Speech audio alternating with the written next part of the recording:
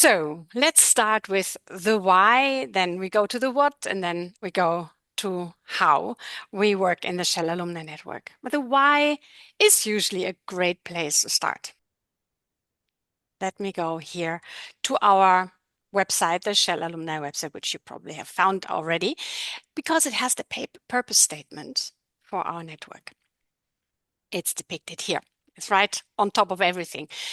It has been created by 25 alumni who really shaped the whole idea in the early part of 2020. If you think back, that was the time of Corona. But we are not a Corona creation. We were really started as an idea and with a green light from Shell to be the formal Shell Alumni Network in the early part of January 2020. And when Corona came, we actually had the perfect playground and had a great time during 6 months hammering this out with people like Jeroen van der Veer and all kinds of other people, also very non-senior people with very different locations than the Netherlands, thinking together around how can we drive value for everyone in their life after Shell. So the purpose is that we drive value, make a difference to each other in the alumni network and the world in which we live. And we want to build on the talents and the diversity of our members. That's as simple as it is. And it really is something that we find still is very much guiding us in everything that we do every single day. And it's a very active space. You will see that very soon. What you're not hearing in the purpose statement is that we're in any shape or form here in relation to Shell. So we're not here to serve Shell or to have our views about Shell. Shell is an important part of our past, I may say, for many people. It is probably true that many people say it shaped them who they are. I would say that myself. I left Shell in 2016. It definitely has taught me so many things I'm absolutely grateful for. But it's not my future. And I'm taking all those good things into my rucksack. And I think the Shell Alumni Network is exactly that. It reminds us of all the things that all of us have in our rucksack to apply in new circumstances. And that is really what the Shell Alumni Network is pretty good at. So we have three specific things that we do that I will bring to life in a moment. And they're already depicted on that front page. The community space, the interactions, the learning and the sharing, the development space, as well as the opportunity space, which is really about making things different and better. And in order to show you how that works, I'm going to go into the Shell Alumni Network because what you're seeing now is only the outside and for anyone to see, but you need to be a member to be able to go inside. And for those people who are not yet a member, I just want to point out that here is the button for being reviewed for membership. I personally check that for every single person because we have so much information in the network that we can't afford a single person to go in being questionable in terms of the background. We really want to make sure everyone has been on the Shell payroll. And that has definitely so far manifested extremely well for us. We have not had a single incident, and our network is 5,500 members by now in more than 90 countries. So let's look into the alumni network, which is only when there is a kind of paid membership. And we'll come to that later on. So this is how it looks like. I'm just going to make it even bigger so you can see the full geographical scope because we're a completely global community. And what you're also seeing here on the left-hand side is that a lot of people have been active today. And I probably can go on many pages, is my assumption, where you see that people have been active today. So, okay, this is where it changes to active this week. It's a very active space in general. People go into it once or twice a week, I would say, and we measure that quite carefully and we see which topics are resonating most. That's the power of this platform, which is, by the way, an amazing platform. I don't have a sales contract for them, but I definitely am a big fan and I have several of those platforms, also one for the charity that I'm running, for example. But I see also other members taking that. It's a French platform, so European data privacy applies. And what I like to point out here is really this first pillar. So in terms of what we do, the connection, we are really empowered by an incredible data platform that is allowing you all to self-service within obviously the rules that we've set ourselves, which I think are pretty obvious ones. Yeah? We respect everyone, and we are not sending out 50 messages at a time, but actually are very thoughtful. But if we do that, I think we can really leverage each other's strengths such an incredible way. And the best way to tap into each other is if you kind of zoom in onto those things that are very important and interesting for you. So here you have this filters option. I hope you can see that when I'm going on this with my cursor. And that gives you a couple of search options that have been tailored by this group of 25 people in the early days of the Alumni Network. So just to illustrate how that works, activities relate to Shell Alumni. Let me start with that one.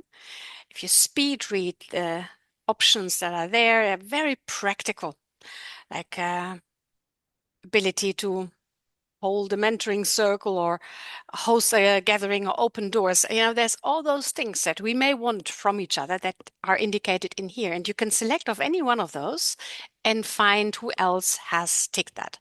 So for example, let me take that one, act as a mentor or coach. Imagine I would like to have somebody to think along with me.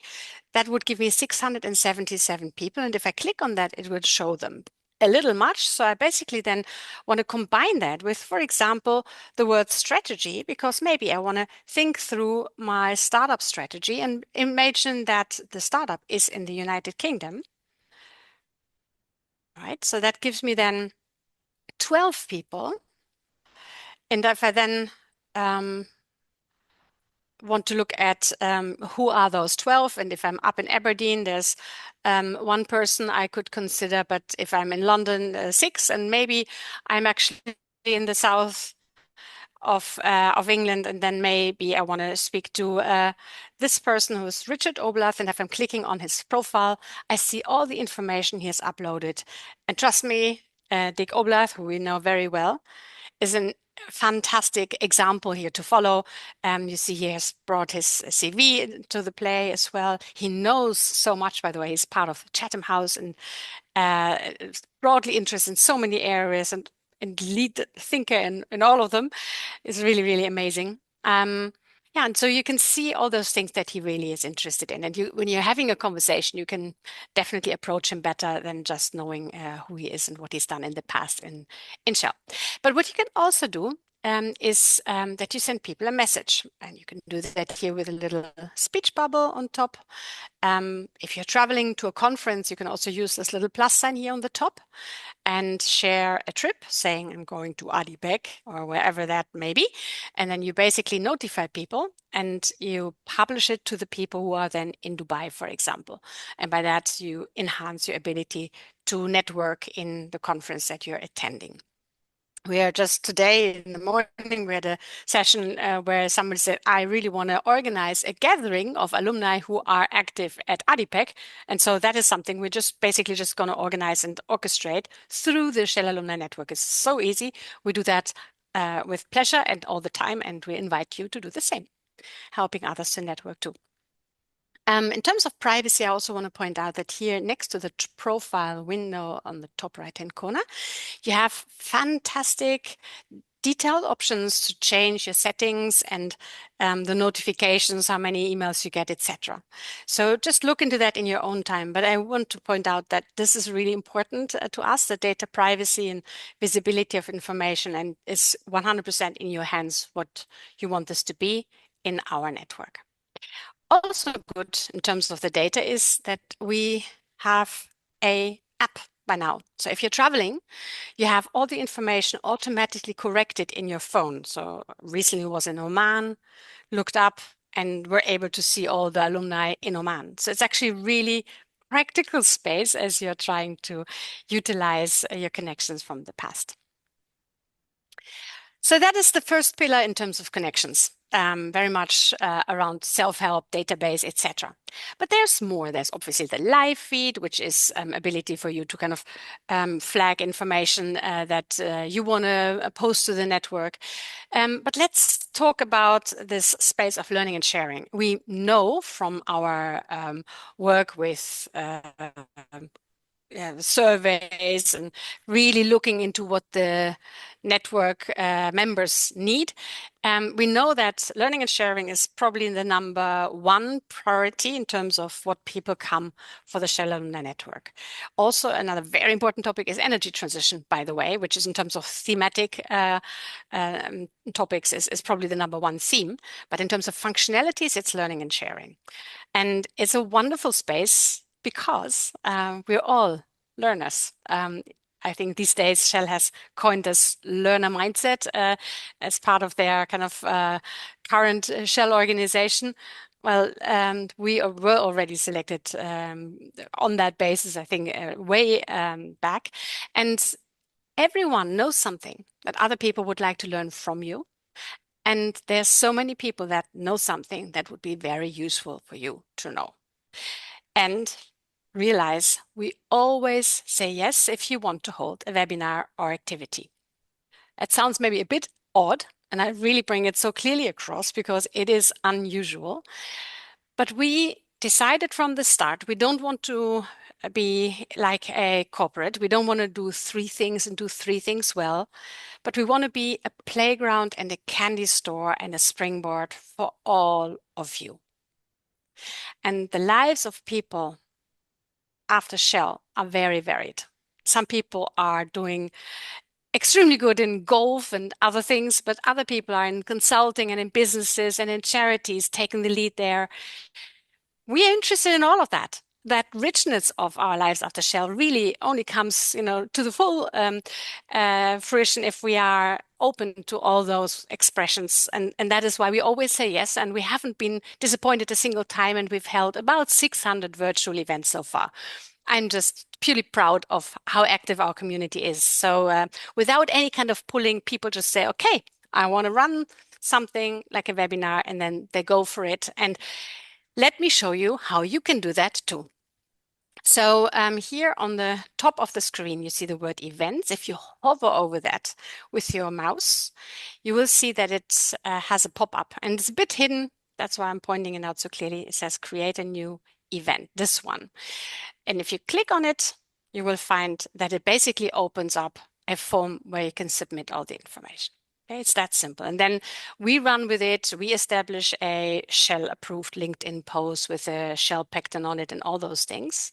We also send an email out to the network it usually is associated with. We come to the networks in a moment, but all those administrative things we basically organize. And then you will see how many people will come, whether it's 140 or 80 like here with Saskia de Koning, or whether it's something else. The worst thing that could happen is that nobody will come to your webinar. And that has not ever happened in the last 6 years. So I think really it's a no risk thing to organize something if you feel you're ready and you have a message that you really want to bring across. If it's the right time for you, you know when to open your mouth and say something. So we trust your good judgment there. And I just want to show you how it actually works to sign up to a webinar. I'll take that one for now. I already signed up to that one, but it's been recently posted. It's an Indian alumnus who is speaking about a foundation in the charity network, which is every month on a fourth Monday of the month. And basically people need to here indicate, are you attending? Yes. I hope you can see the cursor. Are you attending? Yes. And if you do that, then basically you receive a meeting notice, Zoom link, all those things for your agenda. So it's easy for you to attend.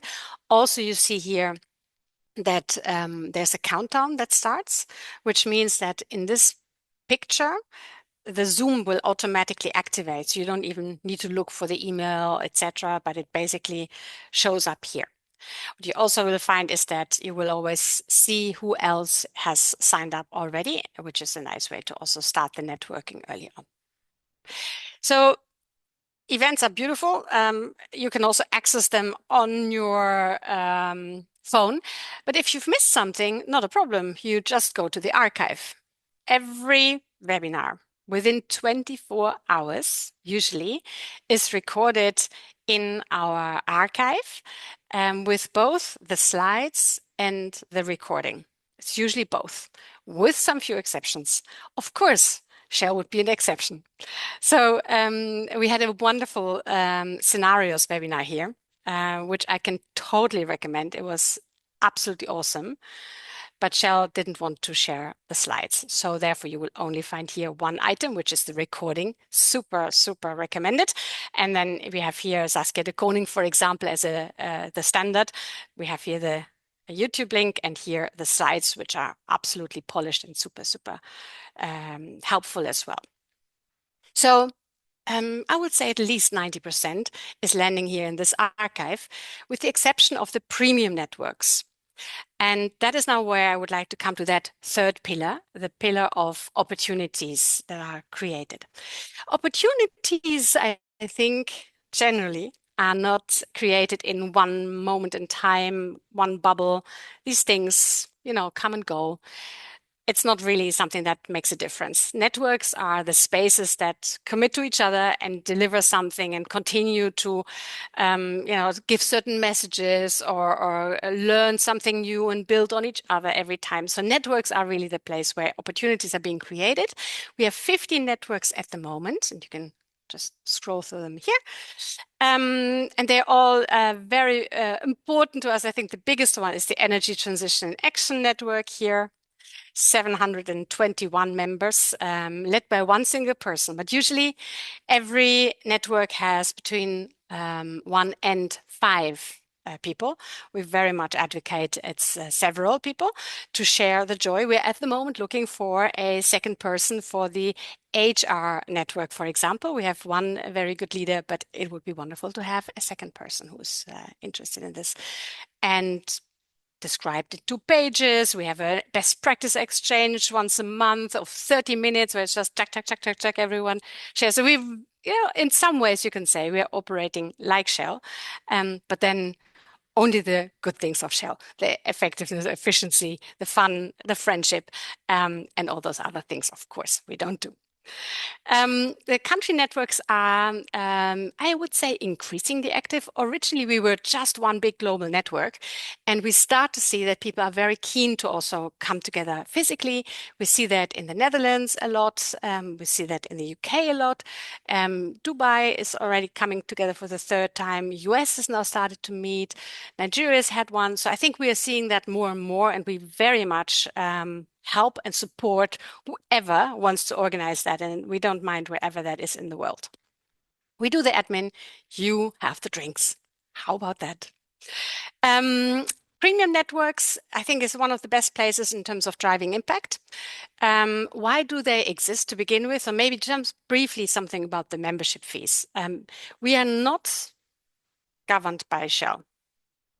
We are not funded by Shell, which is unusual. I know it's a corporate alumni network, the formal official Shell Alumni Network, but we are not owned by Shell.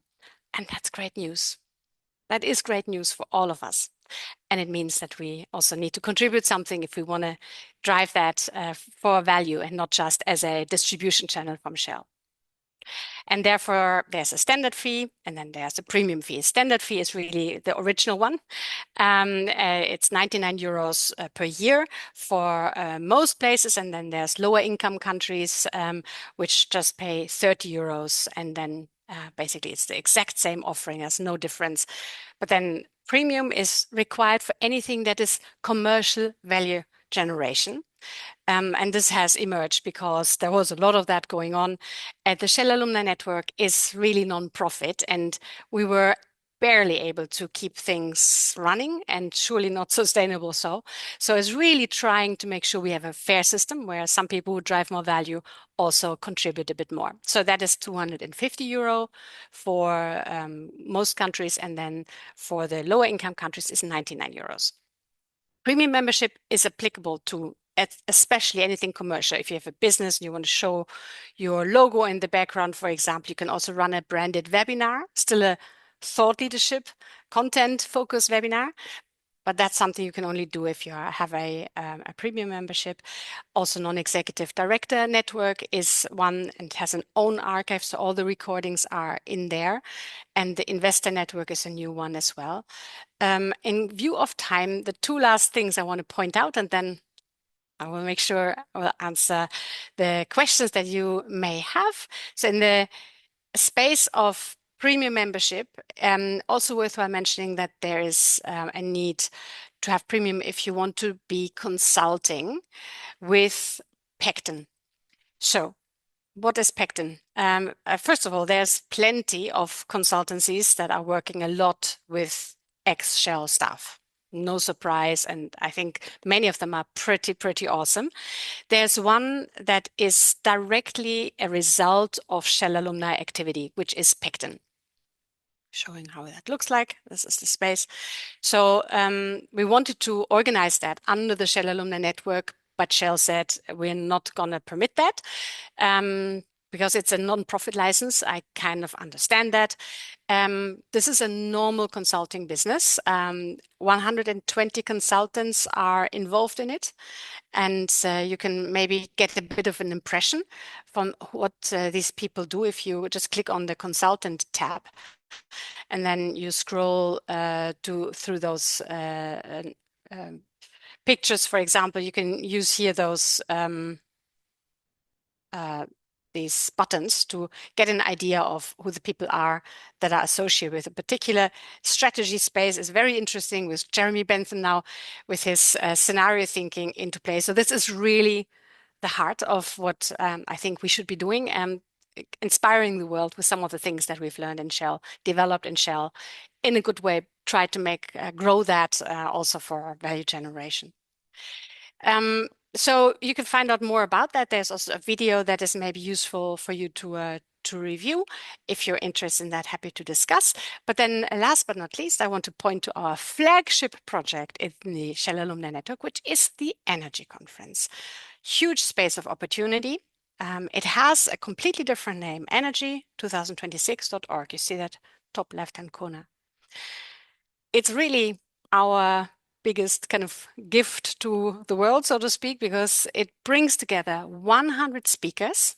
I'll just show you what the speaker list kind of looked like last year.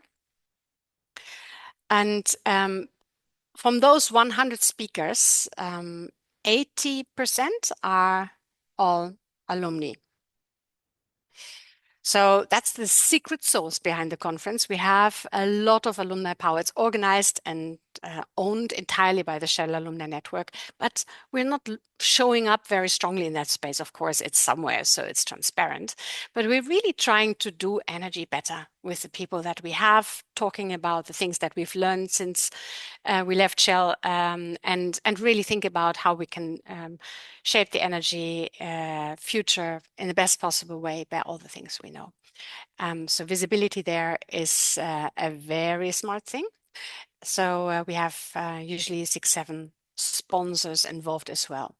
It's in October, and if you want to be involved, we can discuss this. So I'll probably leave it here and just want to kind of say there's one word that really you should all retain about the Shell Network, which is that we are a grassroots network, meaning that we're really here to build on your ideas, your things that you believe should be there if it's not yet there. And we're super open to anything that you come up with. So yeah, thanks for coming now. And let's open a little bit the Q&A part. Let me know what questions may come up.